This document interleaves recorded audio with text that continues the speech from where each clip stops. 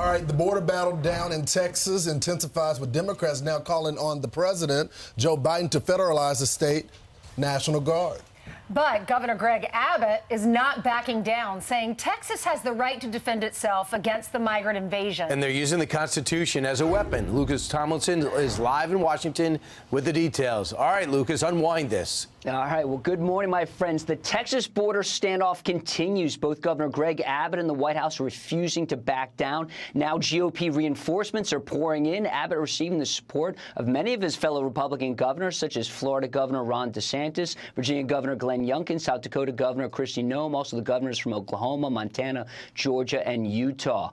Now, some on the left want President Biden to do more. Texas Congressman Joaquin Castro says Biden needs to take control of the Texas National Guard right now. Other Democrats rushing his defense are Congressman Greg Casar and former Congressman and former gubernatorial candidate in Texas, Beto O'Rourke, and invoking the father of the Constitution, James Madison, as Steve said off the top, and Alexander Hamilton. By the way, it's outrageous there's not a statue of him in St. Croix, but I digress. Texas Governor Greg Abbott responding with a scathing statement accusing Biden being a lawless president, saying, quote, "The executive branch of the United States has a constitutional duty to enforce federal laws protecting states, including immigration laws on the books right now. President Biden has refused to enforce those laws and has even violated them. The result is that he has smashed records for illegal immigration."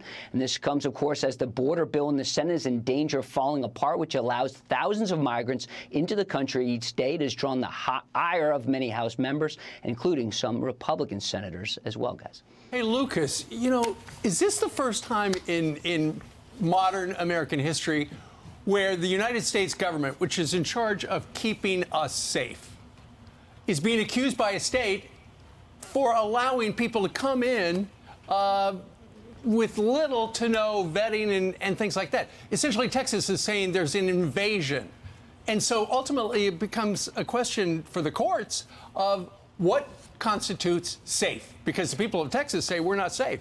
And, Steve, I think that's one of the reasons why President Biden only has an 18% approval rating with his handle of the southern border. According to a recent ABC News poll, many in America want to see that southern border fortified. Wow, right. Thanks, Lucas. Thanks, No kidding. Well, if you look at the Harvard-Harris polls, it says this is the new issue that has overtaken inflation. And we have different ideas of how to fix it. Republicans say that it's like 85% of them say that it's got 81% say the conditions are getting worse on the border, but only 45% of Democrats agree with that. Even John Fetterman, the progressive senator out of Pennsylvania, he's a Democrat, he's calling this a crisis. And he said the Senate and Congress have to deliver on this border security situation. I don't understand why this is controversial. He made the best point. He said, look at the numbers. In December, we had 300,000 encounters. He said that's larger than the city of Pittsburgh. And he said, and that is just 1 month. That's right. So, Brian, it looks like that this is going back to the courts again. This is what Texas is saying. According to Article 5, Section 4, the federal government has a duty to protect each state from any type of invasion. And if you look at our border and our live shots every single day at the border, it's very clear that Texas is being invaded by several countries. He's saying that, this is the governor who used to be the attorney general of Texas. He's saying because you have failed to do Article 5, Section 4, we're going to use Article 1, Section 10, Section Clause 3 to enforce that. So essentially it's saying that if the federal government refuses to protect any state, we have the right through whatever National Guard or Texas Department of Public Safety to defend ourselves. Right. Listen to this. So the governor of Oklahoma stands with him, the governor of Montana, the governor of Georgia, the governor of Florida. They're all saying, we're with you, Texas. We get it. We're 100% with you. Now, if you want to get some momentum for any type of legitimate border protection that's been worked on now by Senator Langford, Senator Murphy heading it up, and you say, and the president comes out and says, it is a crisis, we've got to fix it. If you really want to know if they're sincere, why would anyone think the president's sincere about it when he's doing everything he can to cut the razor wire that Texas is forced to do themselves and setting in the federal government to do it? Why would anyone feel good about it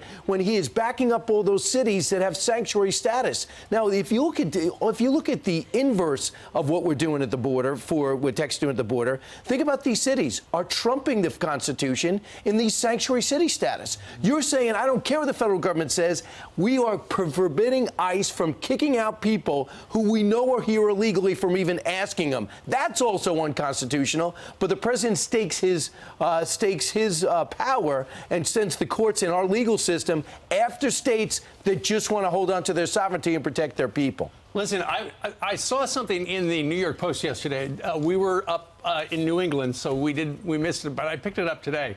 You know, the migrants are winding up in this country with preloaded debit cards and envelopes of cash, right? Yeah. Do you know where that money's coming from? It's coming from the United States of America. Let me explain how all of us, America's taxpayers, are paying for those people to come across that razor wire. The New York Post has this story. It talks about how the United Nations has got this interagency platform for refugees and migrants from Venezuela. And they've got $1.6 billion to help people reach the U.S.-Mexican border. And so that razor wire slows them down. And so they don't like that. And so the United Nations, you know, they've given all these people money to make it to the southern border. That's slowing them down. So what's Joe Biden doing? He's making it easier for them to come in. And here, Ainsley, is the important part. With the United Nations, and we've talked about this for decades, who's the biggest funder of the United Nations? The United States. Absolutely. We pay 22% of the UN budget. So keep in mind, we are financing a lot of those people. We're financing more than any other country on the globe, those people to come into this country illegally. This, you know, so we're going to play the soundbite in a moment of Kamala Harris talking about how the Republicans have made this a political thing to run on. Look what Joe Biden is doing. He's taking our taxpayer money, putting it in their pockets and saying, come on to the United States. Republicans want the problem fixed. Finally, Democrats are getting on right. board. And the reason is, Tom Homan said, it's because Fox News has been pushing this. So conservatives know about this issue. We're seeing it in our cities. You're seeing it in Texas. We're seeing it all over the South. But now Democrats are seeing it because now other channels have to cover it because it's coming to states like New York. And it's coming to big cities like Chicago. And all these governors are saying, we don't have the money. In fact, our mayor here in New York City is now saying, federal government, give me help. I need help now. So now it's an issue that everyone in our country, Democrats and Republicans, are noticing and seeing. And Kamala Harris is saying that Republicans are just using this so they can win elections. No, Republicans have been screaming, saying, help us. Our country is being invaded by not only illegal immigrants, and you have to foot the bill, but also by criminals that are bringing in drugs, by terrorists. And Tom Homan said there are terrorists in our country. Listen to what our vice president is trying to say. Some people seem fixated on Joe Biden's age. But I wanted to ask you... It's because they have nothing to run on. Katie, well, immigration now they're running on too. Which they could actually participate in fixing. Right. And but, so, no, but really, yeah, you know, so yeah, you're right. They're running on immigration because they like having the problem so they can have an issue. We hope and are really trying to compel, in particular, some of the Republicans in Congress to participate in the solution. But sadly, you know, we want to fix it. They want to run on it.